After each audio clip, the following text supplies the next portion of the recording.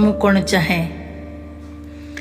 ମୁଁ ହଜିଯିବାକୁ ଚାହେଁ ଶୈଶବର ଦାନ୍ତ ନିକୁଟା କାନ୍ଥ ଭିତରେ, ଯେଉଁଠି ମିଳିଯିବ ବାଲ୍ୟ ଚପଳାମିର ଅସ୍ପଷ୍ଟ ଛାପ କେତେଗୋଟି।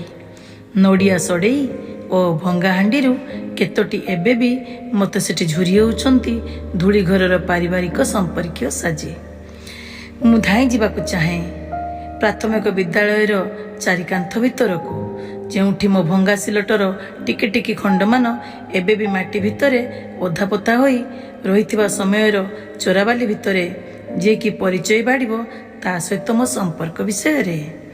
ମୁଁ ଲୁଚି ଯିବାକୁ ଚାହେଁ ମୋ ଗାଁର ସେଇ ଧୂଳି ଧୂସରିଆ ରାସ୍ତାର ଦୁଇ କଡ଼ରେ ଥିବା ଗୋହିରୀ ବିଲର କିଆବୁଦା ଓ କାଶତଣ୍ଡିର ତମାଳ ତରଙ୍ଗ ଭିତରେ, ଯେଉଁଠିକି ଦିନେ ଭାସୁଥିଲା କିଆଁ ଫୁଲ ଦେହର ଏକ ରୋମାଞ୍ଚକର ବାତାବରଣକୁ ତୁହାଇ ତୁହାଇ ଆଉ ତା ବୃନ୍ତ ଦେହରୁ ଟପ୍ କିନା ତାକୁ ଛିଣ୍ଡି ଆଣିବାକୁ ନିହାତି ଏକ ଅବାଧ୍ୟ ଶିଶୁ ହୋଇ।